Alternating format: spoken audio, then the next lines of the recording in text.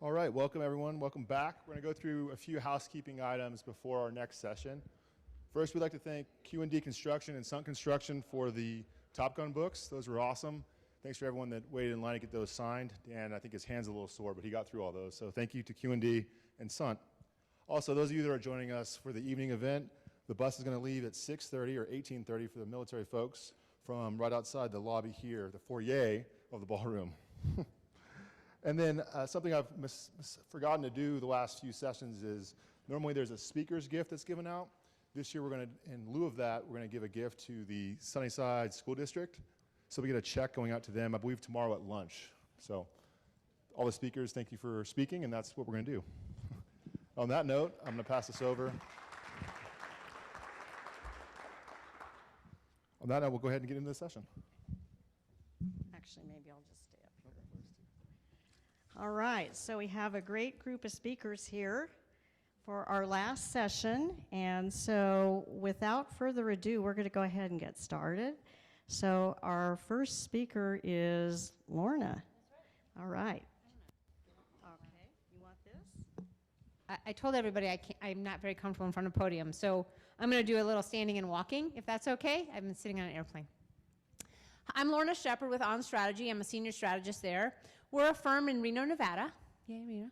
And we are strategic planning consultants. So in fact, we're actually industry agnostic, right? So we work with organizations of all different kinds, generally for-profit companies of 500 million or less, lots of nonprofits, government entities, which is kind of the bucket that the Reno-Tahoe Airport Authority falls into, as well as education institutions. So I have a credit union down here, and I have a credit union in Ohio, and I work with the airport authority, so it keeps us on our toes. And the nice thing is we get to borrow best practices. So not only do we do strategic planning, we also developed a software platform to help manage and implement execution, because plans are fun, but achieving the goals in those plans is a lot more fun. So we have had the pleasure of working with the airport authority for, 8-10 years now? Yeah. And I've actually worked with the airport authority longer than that on other iterations. So I'm going to talk a little bit about our strategic planning process, and I'm going to compare two processes. We built two plans, the current one and the preceding 5-year plan. So I just wanted to talk about the fact that we focus on plan development, but then again, we did implementation and management of the plan currently, right? So we're pretty involved with that with the organization.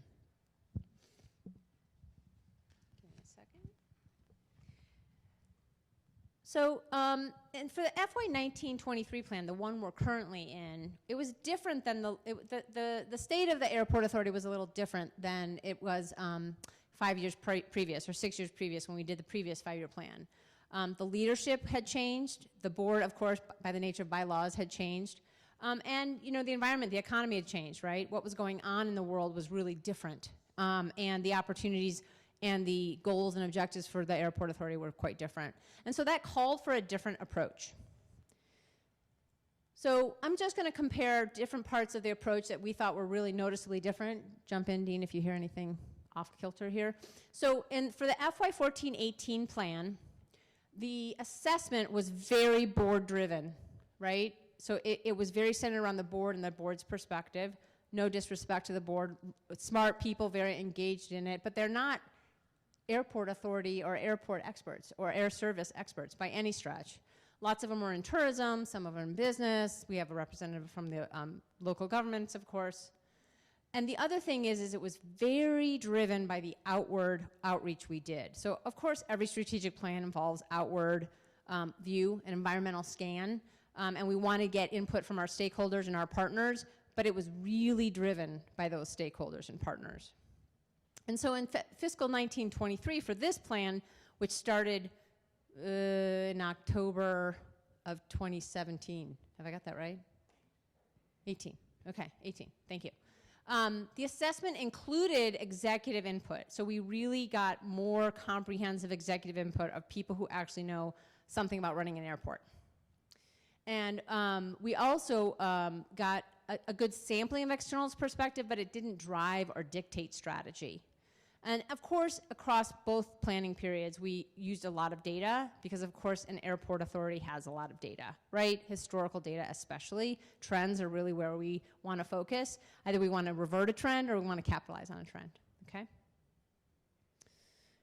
In fiscal 14-18, the strategic direction, so that means the vision, the mission, the strategic priorities of what we want to achieve were set by the board. But in this current planning process, the direction was set by the executives and approved by the board. So I'm just between us, you know, we're going to keep this kind of quiet. The board is a great group of people, like I said, but they're not the experts. So we got the experts to set the direction, and the board approved it. And they had input, but it definitely was driven by the executives. And by this time, in this planning period, the original planning period in 14-18, it was a selection of the executives who were involved. It wasn't the entire executive team, right, across all the different aspects of an airport authority, the size of Reno's. But in the fiscal 19-23 process, it was super inclusive of all of the executives and all of their perspectives, including general aviation.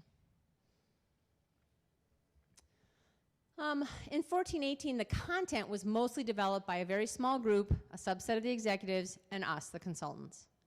Nothing wrong with that, but it is definitely not broad, and it definitely doesn't have all the perspectives you might want. So you can imagine how this is going. Most of the content created for this plan was shared by a broader representation of the executive team, right? All the different parts that run an airport, as well as management, the next level in the organization, okay? All those people who report to the executive staff. And that was pretty meaningful because we had iterations, right? And we also had appropriate roles, right? Some decisions and content were decided by the executives and cascaded and communicated to the management team. And sometimes the executives said, hey, management team, why don't you tell us what to do?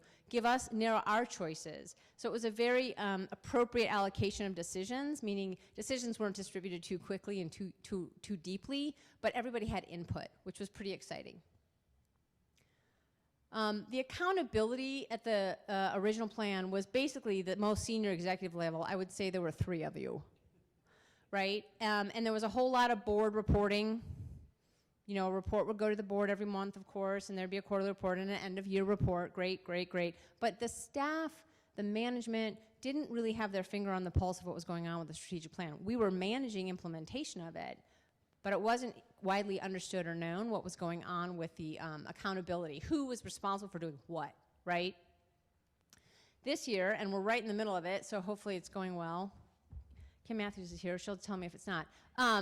So this current process, the accountability includes the entire executive team, and it includes a lot of the manager level, right? And that's pretty exciting. And what's even cooler about where the airport went with this, the airport authority in Reno went with this, was they actually distributed the strategy leader responsibility of implementation to the next level in the organization. So they're including managers in the accountability of, hey, making sure everybody on the management team is accountable. Right? So it's not the executive team hammering down on people to make sure they're reaching their goals. They're actually being accountable to each other, which is pretty cool. And it seems like a pretty nice development opportunity for the management team. The plan process in terms of implementation and performance, it was solely the executives. And again, it was a very small handful. In fact, when we came into the planning process for the current plan, for the 1923 plan, there were a number of executives who were like, you know, it was a black box. I don't really know what was going on with the plan. I knew what the plan was, but I didn't know what our progress was. So again, we broadened that implementation and performance management.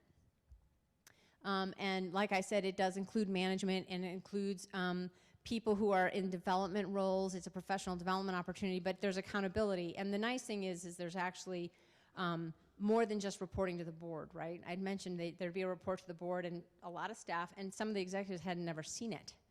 Yeah, it's a public meeting, but you've seen some of those board dockets. They're several hundred pages, some of them. So now what happens is, on a monthly basis, the management team and the executives see a scoreboard, a scorecard, right? They see a dashboard. So they know what's going on with the performance on a month-to-month basis, but things don't move that fast at an airport authority. So on a quarterly basis, we have strategy reviews, and those are driven by the management team. The executives are there as sort of sponsors, and they back them up, but it's the management team that's actually driving the implementation process on a quarterly basis. So instead of just being a report that goes to the board that not everybody reads, it's actually an active meeting engagement where they're talking about it. And if they don't talk about it on a monthly basis, they get a scorecard. They see what's going on. And there's actually a lot of sidebar conversations about why is my initiative or why is my goal off target or critical. So they're having those sidebar conversations, which is the point. Because none of us want to get to the end of a 5-year plan and realize we've achieved half our goals. And so, the new process really feels like a new plan. There was nothing wrong with the old plan. It was focused. And we achieved a lot of the goals in it. It was appropriate for the time. But I can say that the current plan, as a result of that process, has much more clearly defined strategic intent. So, sometimes you just have like this goal puddle of stuff in a plan. You don't really know why you're doing it. That's really self-defeating. You people are busy. So this strategic plan that we have now is much clearly defined what the intent is. Why are we doing this? What is our approach? So that if anybody gets hit by a bus, they can pick up and run with it, right? That's the organizational health when you have clear intent, right? We know what the strategy is and we know why. There are much clearer connections between the metrics and the projects or activities. There was a whole bunch of stuff we were going to do and then a whole other set of metrics that weren't really tied to each other. They're levers. If you pull one, the other one goes up, right? That's how business and this industry works. And so we've definitely done a better job of connecting metrics with activities, right? So we've actually done a good job of eliminating activities. Like, well, why do we have that in the plan? It's not actually helping. And I think we have a more adaptable plan. So the framework and the strategy is very clear about where we want to be in 5 years, right? And it gives us a clear direction. But what's really adaptable is how we get there, right? So when the environment changes, we're going to have to actually adapt how we're going to achieve those goals. But the framework, the strategic framework of the plan is pretty solid and can withstand that change and that adaptability. So I'm going to give it over to Dean, and he's going to talk a little bit about the plan itself.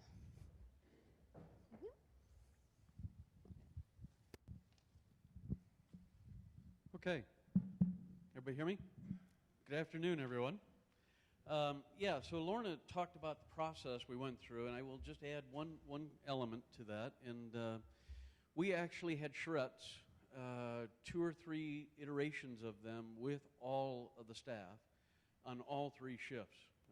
So we'd come in at 10 o'clock at night and have meetings with the graveyard shift so that they get a chance to put their sticky notes up on the wall, identifying the issues that were important to them. And so we got tens and hundreds of large sheets of paper with a whole bunch of sticky notes on it, and we were able to then gather up all that information and bucket it and put it into nice strategic priorities. And so it was a very, as Lorna said, it was much more iterative and inclusive than our first iteration of the plan, and that helps with the integration, and that's what I'm going to talk about. The first slide I do have is the elements or the components of our plan. I'm not going to go through them at the moment. If there are time later on, we can talk about some of these, but the mission statement, why we exist, the business description, what we do, the core values, how do we behave, vision statement. I have a copy of it.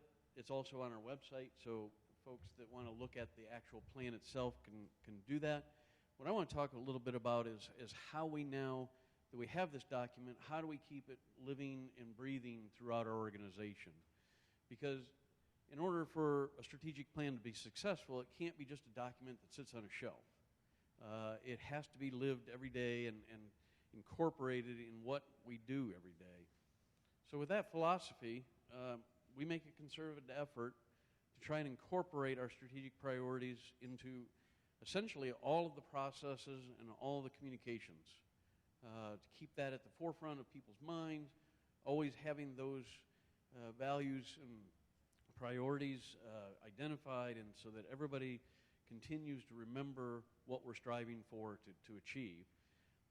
This slide essentially captures several of the bigger initiatives, but there are a lot of other things that we do also. The first thing right out of the box, every year when we start our budgeting process, every department comes in and makes a report on their progress, on their initiatives that they are in the current year, and they identify how any future initiatives that they're recommending will attach to one of our 8 strategic priorities, as well as our CEO. Our CEO's goals are tied to the strategic priority. So, and then in our budget document, which is a public document that's approved by the board and then published, and there's extensive references throughout that document to how the initiatives and how the budget is tied to those strategic priorities. I'm going to show you an example of just one snippet from a page out of that book that shows how we allocated resources to just one of those, but we have 8 strategic priorities. So, and then, as Lorna said, we do quarterly progress reports. We provide a dashboard to our board, but we also, in our management meetings, do a deeper dive on the strategic priorities, initiatives, progress, because monitoring the progress of that throughout the process is critical, because as Lorna said, you don't want to get to the end and say, wow, we missed that. You can't go back in time. So you want to continuously monitor your progress on all these initiatives. Each of our board memos, when we submit a board memo for our board to take an action, there's a section in there that talks about how and what priorities it supports and how it supports them. And then, as Lorna mentioned, we have monthly meetings with our management team. On a monthly basis, we'll touch on the priorities. Then on that quarterly basis, we'll do a deeper dive, and we'll look at it, and I'll show you the tool that we use. It will show green, yellow, and red, and the green are the ones that are on target, the yellow ones that are slightly behind, the reds that are even further behind. And it's not meant to bash anyone in particular, but it's meant to be for the team to get together and say, how can we help? You know, if it's not my initiative, but it's Lorna's, how can I help Lorna get hers back on track? What can we do? Do we slow something else down? Do we focus more on that? But it's all meant to be a team effort to try and get everybody's initiatives back into the green and keep them in the green. And then lastly, we've, as Lorna said, we've extended the accountability much deeper into the organization. It's not just the senior leadership anymore.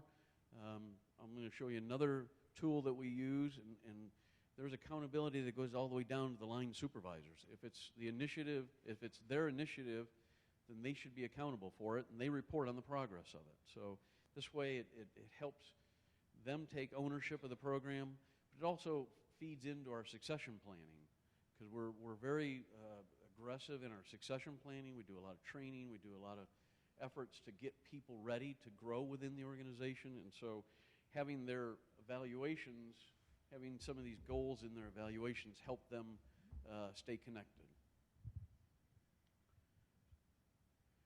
So now at this point, it's going to be quick. So on the left side is an example of, well, I should back up. So these are 2 slides out of the Facilities and Maintenance Department's budget presentation. Every department makes a presentation to the team on what their budget will be going forward. First thing they need to do is identify how their progress on their current initiatives are. That's on the left side. You'll see a slide. It talks about what is the strategic priority. And then it also talks about the progress. And then on the right side is a slide regarding the next year's initiatives. And again, what strategic priorities is it going to support? And that way we can start to put these in the categories and the buckets for continued monitoring. Apologize, you may not be able to see this as well as I thought you might, but again, this is one of our 8 strategic priorities, safety and security. And you can see in there is the allocation of, the allocation of funds in the current year. And then this is a mid-year column, and then this is the next year's budget. And what it does is rolls up all the costs that are allocated to safety and security, not only so our internal teams can see what we're spending our money on, but our board can see that we're following through on our strategic priorities, as well as the general public and community as it can follow that as well. This is one of the dashboards we use. And at this level, there are about 4 pages, and these are the higher level initiatives, the parent level we call them. So there'd be 1.1, 1.2, 1.3, and this is just one of 4 pages. This gets submitted quarterly to our board so that they can see our progress. There is another, so if you take that tile at the top, the next level down, the children level, is that same 69.6% is the upper level, but then there are 6 initiatives associated with that higher level initiative, and we track them down to that level.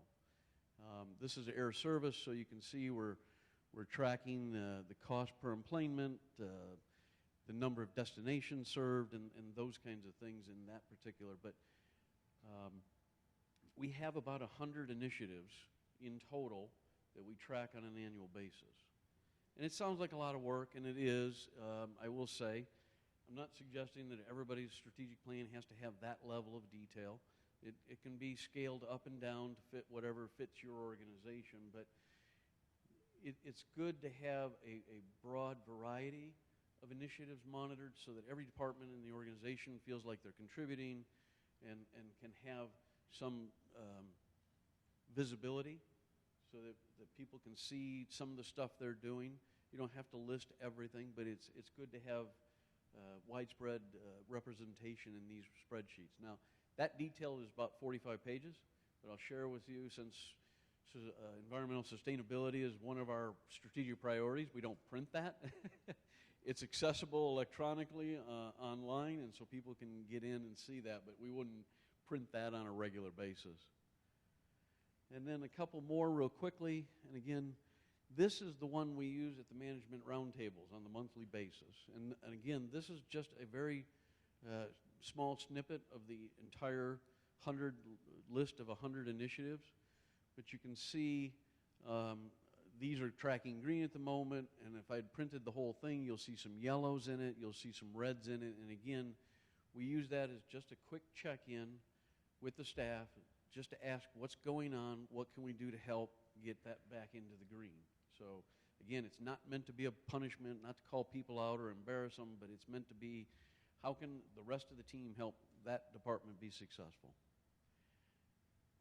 And then lastly, and this is one that I'm not a real fan of, it was one that we used in the first iteration of our strategic plan, and it's our benchmarking over the 5-year period. And the reason I'm not as much a fan of this one in the second iteration of our strategic plan is because things change, the industry's dynamic, and the strategic plan can't be static and can't be held to a 5-year period, be damned, and regardless of what's going on in the real world. So it was a bit challenging when we set these 5 years ago that we continue to progress them all because things may have changed. And so it's not one of my favorites, and we don't actually use it in the second iteration, but I thought I would share that. And then with that, I'm done. So I'll be happy to answer any questions later.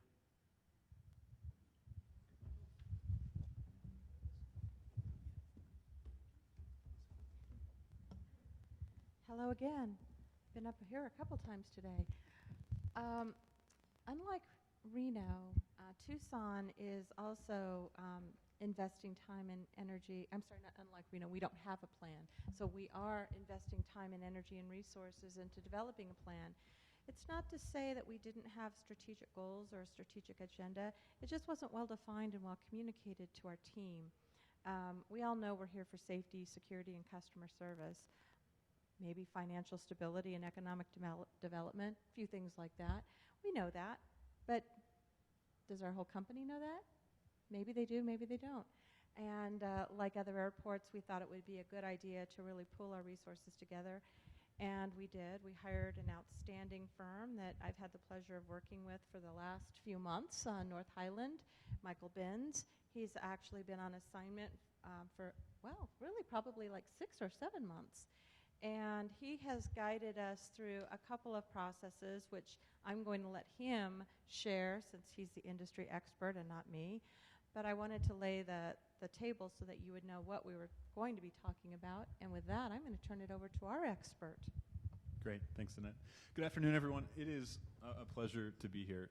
Thanks for giving us some of your time and your attention as we talk about strategic planning, which is critically important. Let's see. Appendix slides, which are very helpful. So, as Danette said, Tucson had priorities and strategies, but they weren't documented in an official strategic plan. So I want to spend some time today talking about the importance of a strategic plan, particularly from the perspective of an organization that has just completed their first one. So we're going to cover a few sort of context-setting topics before we talk about the experience of Tucson and their strategic planning process. So first off, forgive me for this, but I just want to make sure we're all on the same page. Strategic Planning 101.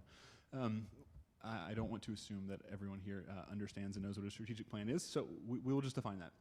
It is simply a document that outlines the strategy or the direction of an organization. It sets sort of your end goal, where you hope to be, and the path that you want to chart out to get from here to there. Common components, this varies. There's not sort of a standard, but you'll see a lot of these terms which are familiar from even the previous presentations, and that's mission, vision, values or guiding principles, goals, objectives. So what are the goals you're seeking, and what are the objectives that are going to help you reach those goals? What are the initiatives that are going to help you to reach those objectives, and how are we going to measure it? The KPIs, which we talked a lot about. I thought the dashboard was wonderful. And then why? So that's a strategic plan. That's what it contains. Why in the world do we do this? And it's really important that we do it for the purposes of organizational alignment. There are many purposes. That to me is one of the biggest. We want to make sure that our organization as a whole is aligned when moving forward, that we have the same priorities in mind, because an organization that is misaligned is not going to be as successful from the business perspective as an organization that is aligned. Secondly, it improves decision making. You have said ahead of time the things that are important to you for the coming years. You then, in the future, don't need to make those hard decisions because you've already made them. Here's where you're going. Here are the things you hope to attain and obtain over the coming years. And so improving decision-making is a really key component of strategic planning, because it allows you to say no to the things that are merely good, so you can say yes to the things that are best for your organization. So that is Strategic Planning 101. Here's 201. Let's talk about the considerations of airports and strategic planning specifically. A common question comes up, and I'm maybe preempting one of the questions that we had on our question and answer list, but how does this differ from a master plan? How does a strategic plan differ from a master plan? And I have a couple things highlighted there. I'm not going to read them word for word, but as I said, it sets the direction of where an organization is going overall and how you're going to get there. It looks at the entirety of the business. So we're not just talking about facilities or infrastructure. We're talking about everything. An analysis that is often done in strategic plans is a SWOT analysis, so strengths, weaknesses, opportunities, and threats. Strengths and weaknesses are sort of endemic to the organization. What is it that you are good at? What is it that you're not as good at? A good strategic plan that doesn't just consider the things that are specific to your organization, but the things outside of your organization as well. What are the sort of trends or factors around the outside that provide an opportunity for you to be successful? What are the trends or factors outside of your organization that are a threat to you being successful?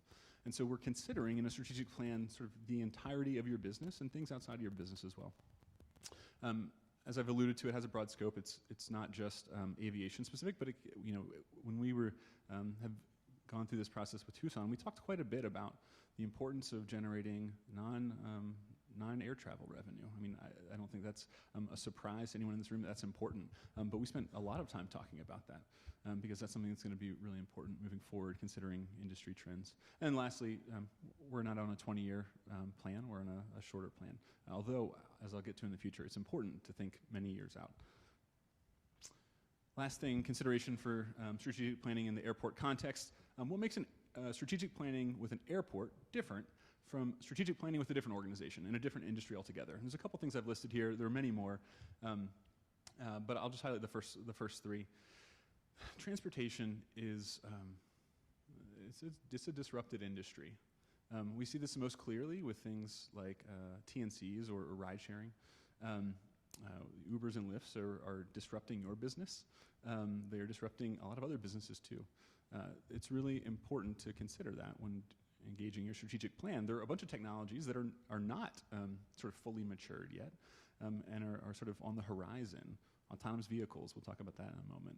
Things like Hyperloop, whatever that means, right? That mysterious term. These are things where the industry, the transportation industry, is being disrupted and ought to be accounted for. It's being disrupted in a way that other industries aren't. So I think that's unique to the transportation industry and therefore airports. Obviously, you have long planning and building cycles, right? It takes a long time to plan some of your projects and execute them because they're very large scale. And then this is one that I want to sit on for just a minute. Again, answering the question, what makes strategic planning in an airport's context different from other industries? But your success is really closely related to, tied to external factors, things you have no control over. And there are other industries that might be similar, but I think in a way that's very unique to you. Your success is tied to things you can't control. When there's an economic downturn, people still buy bread. They still go to whatever the grocery store in your hometown. They don't go to Cancun any longer. When there are planes grounded by weather, whether heat or rain or snow, whatever the case may be, that has an impact on your business. And those are things you cannot control. And so the transportation industry, and specifically airports, I think are uniquely impacted by external factors. So that is one of the things that you have to deal with that others, to their benefit, do not have to. But it provides an opportunity to think strategically in the future. I just want to make a quick note. There's an excellent resource out there. It's a little antiquated. They may even have an updated version. But if you're interested in learning more about strategic planning in the airport context, I would recommend this report by the TRB. It's called Strategic Planning in the Airport Industry. Very good. It's from 2009. Again, they may have an updated version, but the 2009 one is fantastic, as the case may be. So if you're interested in some leisure reading, don't hesitate to go there. All right, let's talk about Tucson specifically. So Strategic Planning 301, this is a case study. In late spring, early summer 2019, this year, Tucson endeavored upon creating their first strategic plan. There's a couple things that went well, and hopefully as I say some of these, you can put them in your back pocket as things to maybe implement on your own if you're thinking about doing your first strategic plan, or if you've done a couple already and want to have some tips to move forward with. The first thing is gathering diverse perspectives. I think we did a good job at that. Across the organization, from department to department, we had folks represented in the process. Sort of fortuitously, we were also simultaneously in the middle of an assessment of the HR department. And so we were able to collaborate and get to have the perspectives of like 70 people, what is that, a quarter of the organization roughly. And we're able to use their input into the process that we were doing for strategic planning. So gathering diverse perspectives is really important, making sure that everyone in the organization is represented in some way or another. I think we did a good job at conducting what I would say is a pretty thorough analysis of trends. This is when we get to the sort of the SWOT analysis, the opportunities and threats, the things outside of your business that may impact your business. So we talked about things like autonomous vehicles and Hyperloop and aging demographics, and we talked about things that were sort of trends in other areas of the world that have not yet made their way here to the States. And lastly, we considered who T.A.E. wants to be 30 years from now. We actually brought in some experts from with our company who are futurists. They think about the future. They help organizations think through ways in which what are currently sort of baby trends might become sort of adult trends and really impact our business down the road. And so having thought 30 years out and sort of established who T.A.E. wants to be 30 years from now, that gave us a line of sight for which we can plan these first 5 years and make sure we're going down the right path in that direction. We have not sort of actioned this plan yet. It is still a plan. And so it's hard to say what hasn't gone well, because I think the proof of that will be down the road. But there is one thing that I think is I've reflected on our time together that I would do differently, and that is, to a point that was made earlier, the importance of gathering buy-in from folks, not across the organization, although, as I said, that's critical, but up and down the organization. This is not just true of folks who work in the airport industry, but it's true with all organizations. When leadership starts working on something, and those lower down may not be aware, fully brought into the fold as to what's going on, that's fear-inducing. Questions of what does this mean for me? What does this mean for my job? It's critical. Fortunately, we did have some perspectives given through the HR work that we were doing. As I said, like 70 folks across the organization who were at all different levels. But I think we could have done a better job at making sure that everyone in the organization is aware from day one the path we're walking down. If our goal with strategic planning is alignment at the end of the process, then we ought to do our best to make sure there's alignment at the beginning of the process as well. One thing we did do that is sort of in the spirit of change management, thinking about how this was going to land with our folks. We may not have brought them in the fold on the front end, but we did do some things differently on the back end. We put together, and this is sort of a simple thing, but it's important, what we call a strategy articulation map. Essentially a summation, a one-page summation of the strategic plan itself, right? The strategic plan, it's a large Word document. This is it in bite-sized version. And the hope is that this can be a digestible way that folks all across the organization can be aligned to that which has been planned. So, yeah, sure. So I want to add a couple things to where we are and how far Michael and North Highland has taken us. So we are at a stage where we really do have a draft strategic plan. We've shared it inside our organization to make sure that we were on target and that the folks that were involved are comfortable in the direction we're headed. And our next step is to get back with our board. What Michael didn't say in the beginning is that we did involve our board in the very beginning, especially in the futuring exercise, because obviously we need their buy-in if we're going to set the tone of where we're going. And I think the futuring exercise was a little uncomfortable because you're really talking far out into the future, like what we were talking Flintstones to Jetsons. What do you know about 30 years? You can see how quickly everything is changing, and you can kind of make some assessments and just sort of head down the path. And I think once we got the idea that nothing is firm and finite, we would get a little more comfortable. We're a very structured group. We want to know exactly where we're going and how we're going to get there. So we're not comfortable with the uncomfortable. So that was awkward for us. But thanks to Michael, he helped guide us through that.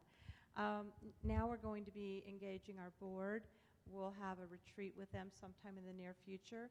Make sure we're on target with the goals and objectives that we've set out, and possibly add a few more that they might like us to include. Or they might say, hey, this is great, let's rock and roll. And that's fine too. But it's real important that we circle back because we started with our board, we're going to end with our board with a retreat, and then it will go to our board for a vote so we can adopt it.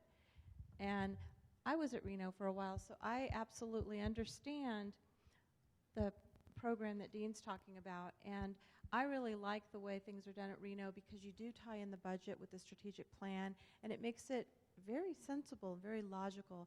So I'm hopeful that we'll get there too, maybe a different path, but I think it's similar result, that it makes sense what I'm doing and what I'm buying has a strategic tie to our plan.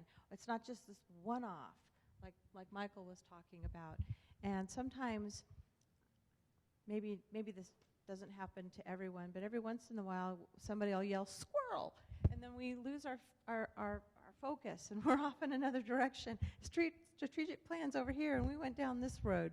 So this helps us to keep our focus. And even though those squirrels are going to come at us, that's okay. We'll park them in that lot and put them over in the squirrel cage. Maybe later we'll get to that. But right now we're going to focus on the things that we've set out in our strategic plan and have people like Michael help us to remain focused. And that's really what I see as a value to this.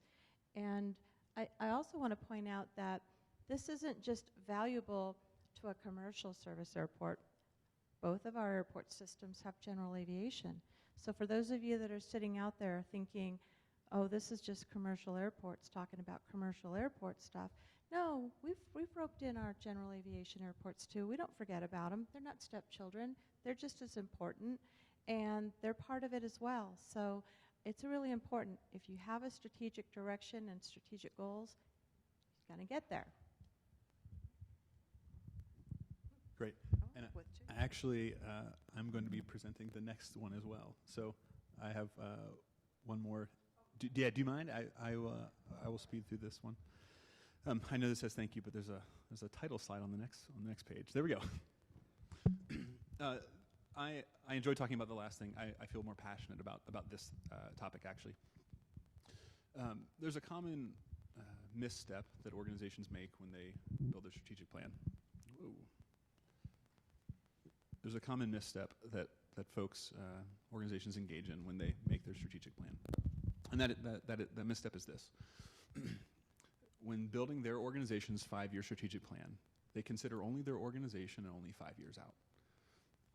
That is a misstep because the best, the most innovative, the most forward-thinking organizations think beyond just their organization and think beyond just the 5-year time horizon.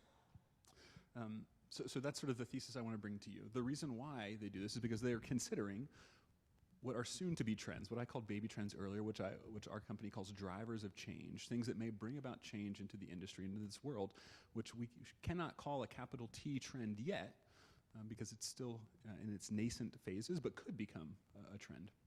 These are the things that are going to disrupt our world 10 years from now, 15 years from now.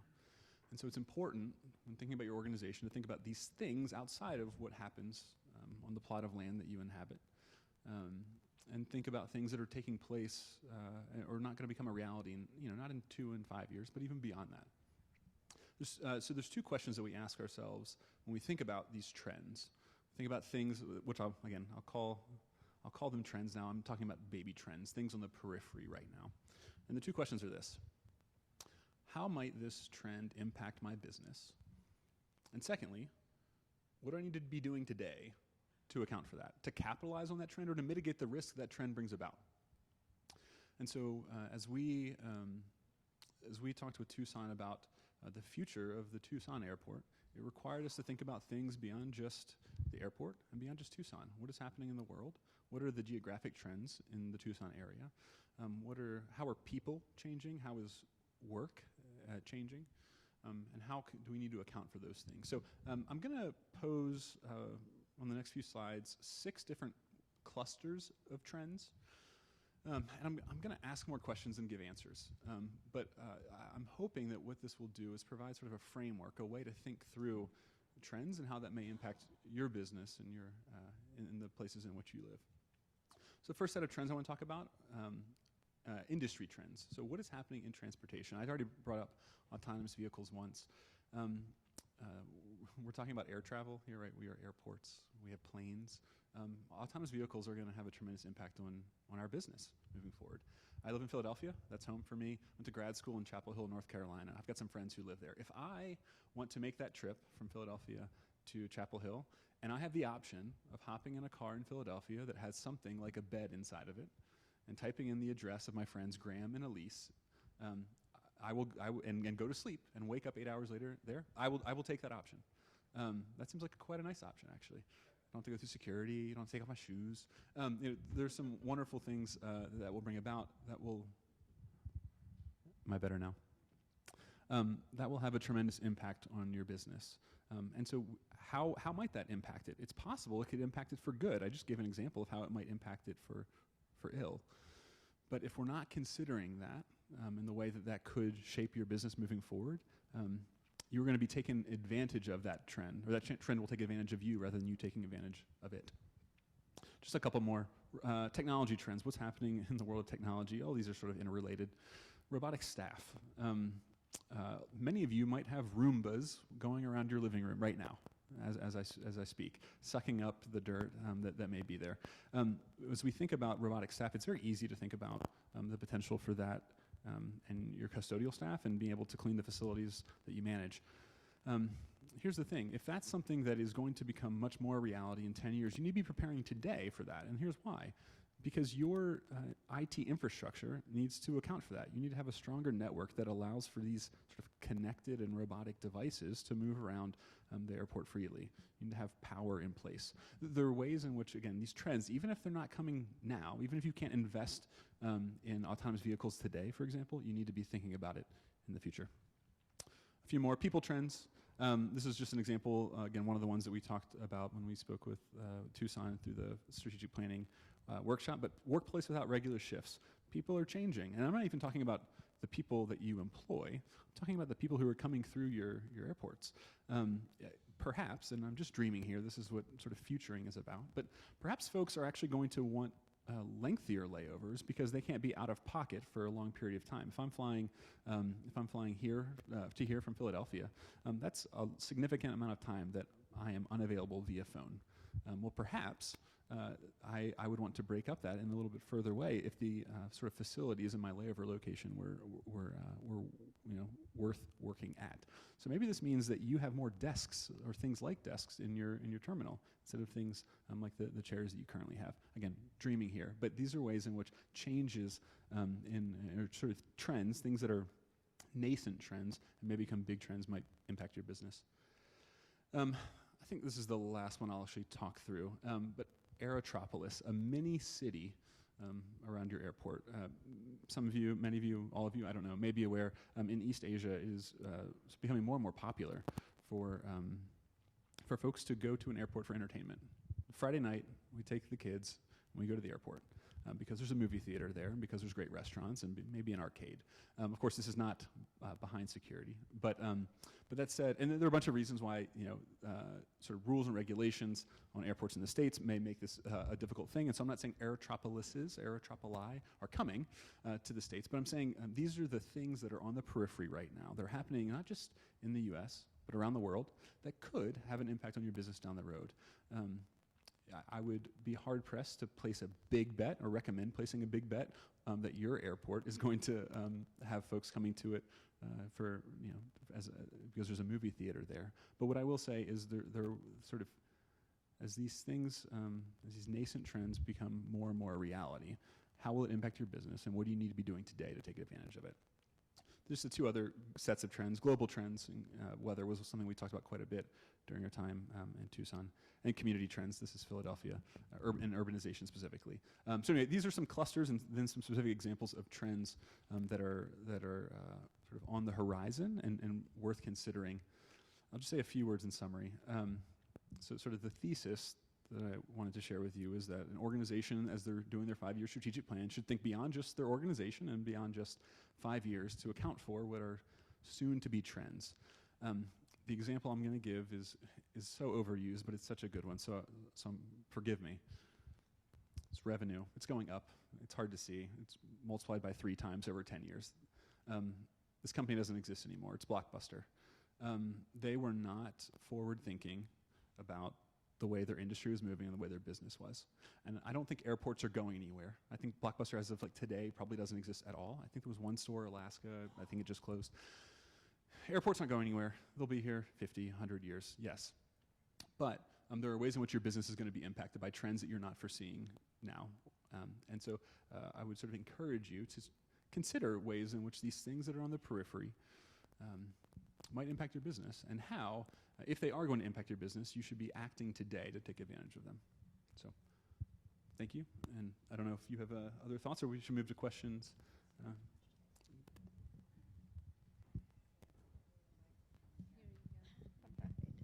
Well, great. Great presentations from everybody. Let's give them a quick round of applause before we go into some questions. So what I'm going to do is I'm going to ask a few questions here that we've come up with, but what I'd really like to do is use it as an opportunity to kind of break the ice for all of you to ask whatever questions you might have. So kind of mentioned there a lot of discussion about adapting your strategic plans to environmental changes. And so, for example, sweeping regulatory changes or changes in trends, as you mentioned. It's kind of sometimes, especially since we work in somewhat of a regulatory environment ourselves, how do you go about changing your strategic plan to adapt to those types of changes, or do you just wait until your next round of doing your strategic plan update?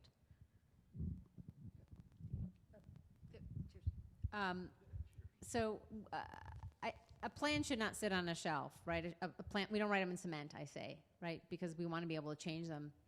But what we would argue is the vision, your long-term direction, maybe it's 30 years, maybe it's 10, and the framework of your plan, the priorities. The Airport Authority in Reno has 8 of them. That's a lot, but we have 8. Those stay the same, but every year we do annual planning. We have clients that do that quarterly, right, depending on the pace of the business.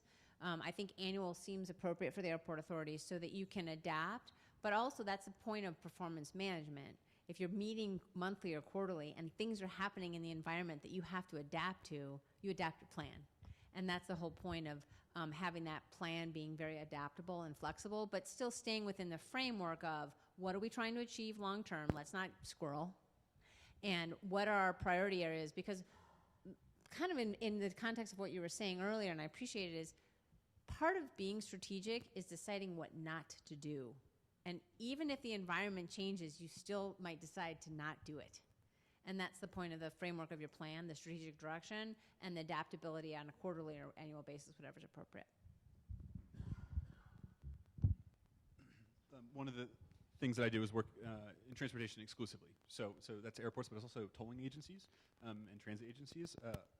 A client of mine is a tolling agency that is having conversations actively with car manufacturers, and specifically ones who manufacture side mirrors, to think about putting transponders in those, so that they can increase the penetration of transponder reading as you go through a tollway, because it's very hard to collect revenue after the fact if there's someone violating. So all that to say, I think what's important, especially as it relates to regulation, is just being involved in conversations. It is hard to cut out time to be involved in things that don't have an immediate ROI, that aren't going to bring you a benefit tomorrow. But being involved in sort of forward-thinking conversations and amongst communities such as this and others is really helpful in helping understand the way that regulatory landscape is going to unfold over time, and maybe even allow you to influence the way that regulatory landscape unfolds over time. So, my plea is to force yourself, even without sort of that tangible benefit coming, to be involved in conversations that sort of may not, again, provide a dividend tomorrow, but will help you set up for your business down the road.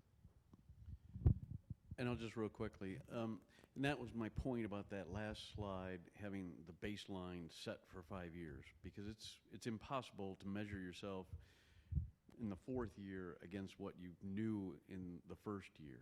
And so everybody's right. I mean, you're not going to put your head in the sand. You're going to address the changes, and it may alter how your plan looks a little bit, but you gotta be flexible.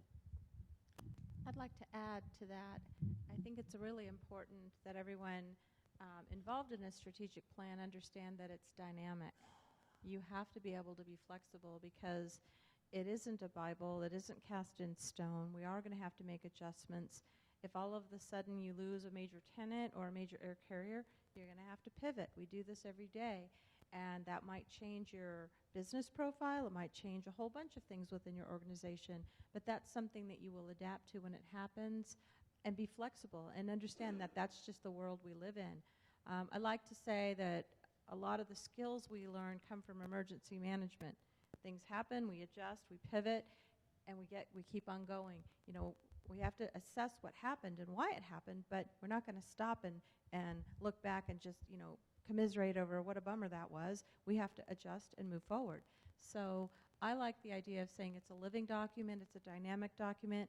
Like Dean said, you're going to look at it every year and make those adjustments, because maybe you don't have the revenue going forward to do everything you outlined in plan year number 2.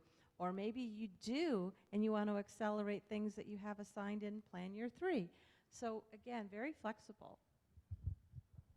Can you talk a little bit about your performance measures and your metrics as you go through, you've set up your strategic plan, but then how do you measure it throughout the year to really determine, okay, are we meeting our objectives here, or are we off course, or do we need to focus more over here? Can you talk a little more about that?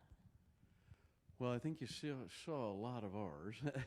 So I don't know if Michael might want to talk a little bit what you got set up in Tucson, but it, the one thing I'll say is it looked like we have a very complex system, but they're really not, because you plug the data in one place and you can generate a number of different reports from it. The dashboard and the other tables all come from the one data entry. So I don't want to scare people with, it becomes a big burden of a machine that's got to be fed all the time. Yeah, absolutely. And I'm actually just going to underscore briefly something that you guys already talked about, because I think it's that important. And that's just the importance of tying your KPIs to your actual objectives and making sure that there is alignment there. You can throw a number or a sort of metric to track that might be somewhat of a proxy for what for your objective or your initiative, and that's only going to get you so far. And so just be aware of that. That if your metric isn't measuring well the objective or the initiative that you hope to measure, you're not going to get sort of a good result from that. So you guys said that perfectly earlier, and I mean I think what you showed is really wonderful. So not too much to add, but I just want to underscore that for folks. And certainly in your industry, there are metrics you control and there are metrics you do not. And our plan includes both. But the beauty of metrics we don't control is we can track our activity and our effort to influence or impact or show, are we trying to move the needle on those things we don't control? And that's important too, because we have a number of clients, tourism included, that there are a number of measures they don't control, but there are efforts they're making and activities they're undertaking that actually will influence, contribute to those metrics. And what you saw, Dean showed part of a dashboard. He made it sound like it's a novel, but it's actually not that bad. But you see a lot of percent complete because that's measuring effort, right? And so we can actually measure effort. It doesn't always have to be a dollar or a number, and that's valuable, especially when a lot of what you're trying to do is influence metrics out of your control. So talk a little bit about how your staff has reacted to these strategic plans. For some people, you have some employees who are just like, well, just let me go do my job, and why do I have to be involved in a strategic planning process? So talk a little bit about how you got those people on board, and in the case of Reno, how they reacted to the second iteration to your plan as compared to the first one that you went through. Well, I will say I think it's very much a learning process for an organization when you enter the strategic planning world. We had, in the first iteration, we had some people perceive it that if I didn't have 27 things identified, people were going to think I wasn't working hard enough or I wasn't important enough. And so we had people that were putting in, dozens of initiatives. They were going to have a staff meeting every week. And so then when they started to have to report on those, they then started to complain that, well, this is ridiculous. Why am I having to report on, that I have a staff meeting? Well, because that's what you put in as the initiative. So by the benefit of having a little bit of time to learn, it is now getting much more comfortable for our staff to understand what it is and how it's being used. It's not being used as a measure of your importance per se, but it's a measure of how the organization is working towards strategic priorities. So I think it took us a bit of time to get it fully understood and integrated within the organization, but it took us a while. We had some challenges. My thought on this is initially people who hadn't heard of a strategic plan or been involved with one or worked at another organization that had one, it's a little scary. Some thought maybe it's a way to look at a staffing model, and some people were worried about their jobs, because there's always the outsource question. Oh my God, they're going to analyze everything and outsource us all. And outsourcing is something we do anyway all the time. Every time we buy consultant services or any other type of expertise that we don't have, we do that now. We were having to explain that this wasn't an exercise to replace staff. This was an exercise to focus staff. And at first, I think people were a little curious. They kind of looked with one eye closed. But I think they warmed up real quick to say, what we're trying to do is find our way together. we know how to run airports. We know we do that, but we don't know what the future holds. And let's just herd all these cats together so that we're all focused as one group going the same direction. So that was a little bit of some of our initial, fears. And then we had the, I'm too busy to sit in a strategic planning meeting. I don't have time for 3 full days of this. Well, that's probably true, but you also need to make the time because this is setting the path for the future. So it's really important to get the message that although we're all very busy people, this is important. We need to dedicate the time so that we can all focus on what is important down the line. It's kind of like if you're going to go buy a house. Does anyone have time buying a house? When you go out to buy a house, you want to just go look at one house, or do you want to go look at a bunch of houses? It takes some time, and then you get the right house. Strategic planning, kind of the same thing. Find the right house that fits, and everybody move together. Yeah, just real quickly, I will say it was also interesting that when we pushed the accountability down further into the lower levels of the management, there was a little bit of concern there as well. But after the first year, people started to embrace it more because first they thought, okay, well, prior to that it was always, well, it's my boss's goal, so I don't have to worry about it as much. But now when people are actually they're starting to engage more, and there's a little bit of the fear, well, you're watching me and that, but now that they've seen the process a little bit, they're embracing the idea of having that accountability and taking ownership of it. So. And I would just add that it did take some time, and it was scratchy. And I have a firm grasp of the obvious, but what we took the time to do was to make the strategy conversations different than the operations conversations. So they could see, oh, at this meeting, when I'm being asked to talk about my strategic initiative, the conversation is different than those operations meetings that we have on a regular basis, either formally or informally in the hallways. And that's part of the strategy review setup. It's not just a matter of like, what's your cadence, what's your timing, what's your report. It's about using the plan to have a different conversation than you normally do in your operation. And we use a rule of thumb, super rule of thumb. It's 80% of your time is doing your job to keep the lights on and the air conditioning running, right? The job you were hired for. The strategic plan should take about 20% of your time, and that should feel different. What you're doing, what you're talking about, the setting is different. And so it's a little bit more motivating, I hope, ultimately. Yeah. I'd like to add one other thing. I think in the case of our organization and perhaps others out there, I think sometimes people don't understand the difference between strategy and tactical. And we really did explain that, so people go, oh, well, my day-to-day job is this, and looking forward is that. But I saw in the beginning we had a lot of interchangeable speak, and it was like, are you talking tactics or are you talking strategy? So it was really trying to separate the two. Same thing with goals and objectives and key performance indicators.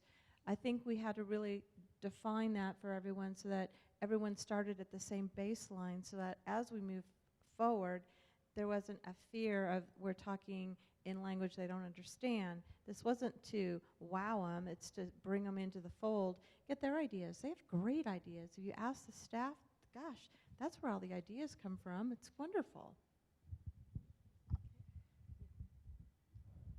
What's that? Oh, yeah. So let's open it up to the folks out here. We have one back there and then another one up here.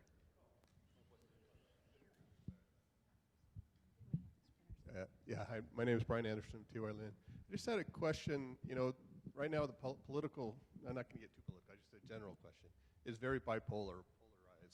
So how are you guys bringing that into your strategic plan? If, 2020, the elections go one way or the other, they could be pulled really far apart. So how are you guys looking at that for strategic moves? Can you hear me? Yes, sorry. I'm just saying right now with the political atmosphere right now is very polarized. So I'm wondering how are you doing that in with your strategic planning? In 2020 it could go 2 different directions. So I'm just wondering how you guys are considering that. We actually have some clients who are very affected by politics, banks, right? Regulation can change and interest rates can change. All sorts of things can change their world. We do scenario planning. So I was just here last week. with a client here, and what we actually do very specifically is we do our 2020 initiative planning based on our strategic priorities or objectives, and then we also we dedicated almost half a day to scenario planning, like the what if. Write the headline in your news feed, and some people did think about the election and is there a flip or not a flip, what happens. Some people did a lot of Fed interest rates headlines. And what's great about that is it can say, okay, now we can set it aside because my crystal ball doesn't work.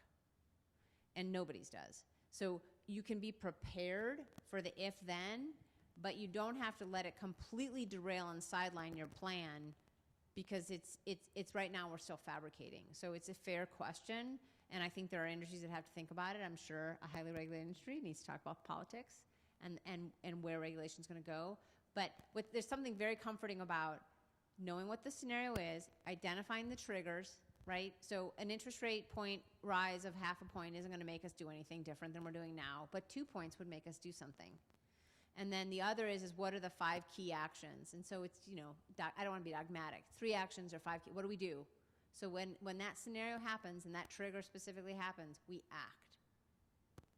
And the trigger and the actions are related to the plan, right? So what do we need to do to react to the situation, the external environment, so that we can stay on track with our goals?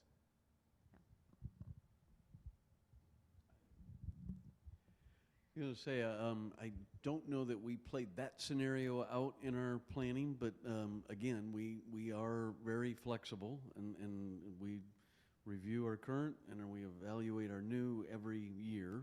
And so being so heavily regulated that, we're kind of used to that. I'm not sure how much more regulation could cause a lot of damage to us, but the economy obviously is a big driver for us, and so we would have to adjust based on the numbers that we're seeing. Whether the Great Recession happens again, we'll obviously pull back on some of the capital investment type projects. Yeah, I'll just add. I mean, that's a great question, and to Lorna's point, there's no way to know for sure, and therefore plan. That underscores to me the importance of sort of the revisiting of the strategic plan, and then optionality, just notion of planning, but with a sense that allows for flexibility and changes in plans down the road. That can take a whole lot of different forms. But all that to say, I think what you're getting at is really important, and sort of that gives a nod to the importance of revisiting the plan annually, if not more frequently. Okay, sir, did you have a question? Oh, all right. Thank you. I wanted to tee this one up for you, Dean. Yeah, my question is, you talked about with the strategic plan and how the master plan are different, but obviously they tie together. You just mentioned about the capital plan. If we were to do this future trend analysis and say, oh, gee, autonomous vehicles are coming, maybe we don't build that new parking structure, or maybe we plan the parking structure to have another alternative. Is that something that you play through as you step through the initiatives? I would think from Michael's case that would be more of the future what-if question that Lorna mentioned. So specifically to TNCs, and we are in the process of building a new garage and consolidated rental car facility. We handled that more in the master plan than we did the strategic plan. So when we were looking at that, we wanted to make sure that whatever we move forward with has the capability to pivot to something else. So it will the infrastructure feeding it, the building or the floor to ceiling separations and all that, we're going to be looking at it from the standpoint of, if it's not used as a garage, what could it be used as? So it's not necessarily a strategic plan issue, but a master plan issue in our case. I'd like to add to that a little, because our strategic plan does include a lot of the initiatives in our master plan, because our master plan takes us out 20 years. For instance, we're going to be redesigning and redeveloping probably, 50% of our airfield. We're in design right now. That's a strategy that's been in conceptual phases for many, many years, up through the EIS, up through the consultant selection, design, construction. That's part of the strategy of our airport to, grow it, meet our safety and standards obligations, meet the regional needs. That's strategy. And we're looking at that as a big player. Then what about inside? What do our customers want? What is the new initiatives? What, we don't always know what they want. We know we're maybe not as ahead of the curve, especially with innovation. What can we be thinking of? What do they want next? And so those are things that we want to be, I think, flexible on, because instead of saying we're going to do X, it's we're going to explore innovative ways to do Y. So that's kind of the flexibility. And then, one of the things that we've also put in our strategic plan that might be in others' strategic plan is investing in our people. We have a great team. What's our team going to be like in the future? How do we look at the generational differences, and what do our new group of employees want? Do they want 3 to 5 years? Do they want 50 years?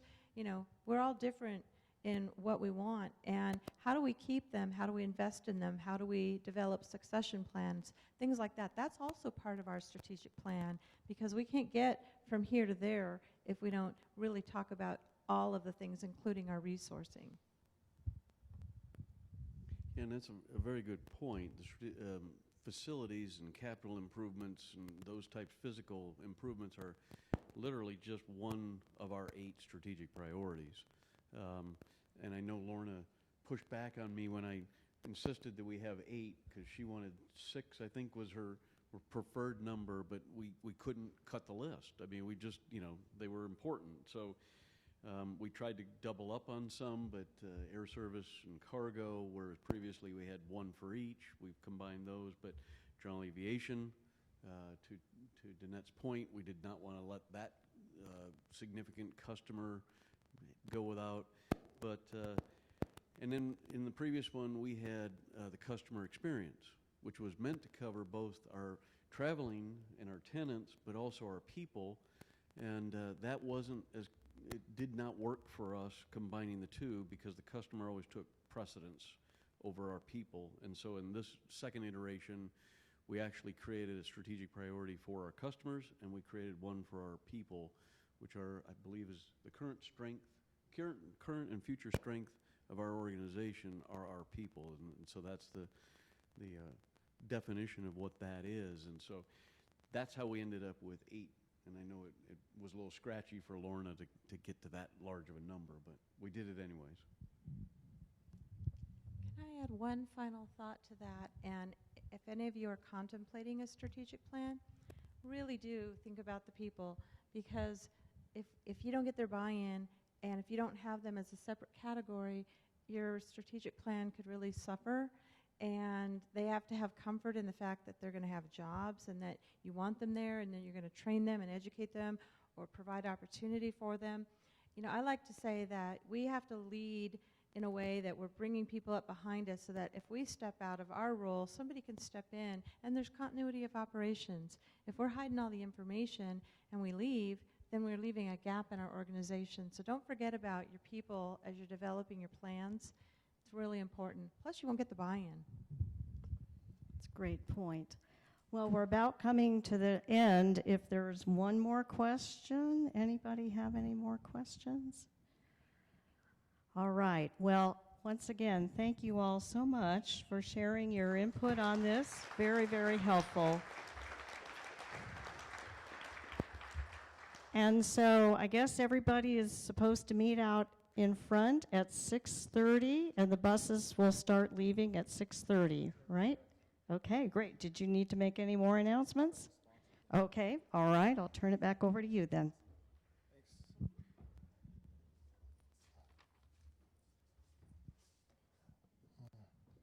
All right, just want to go over the sponsors for that last event that we just had, the last session. It's the City of Phoenix Aviation Department. It was Aurora Engineering, and also CSHQA.